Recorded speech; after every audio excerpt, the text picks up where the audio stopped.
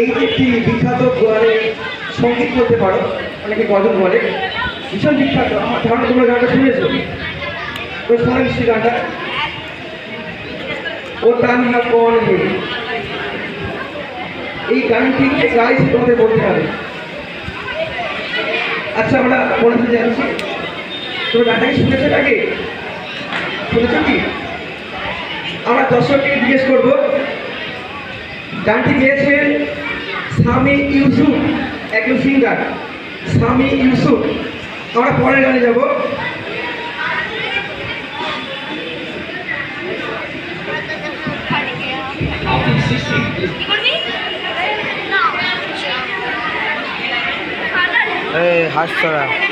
সাবেকুল, তোমরা রেডি হয়ে যাও নাটকের জন্য।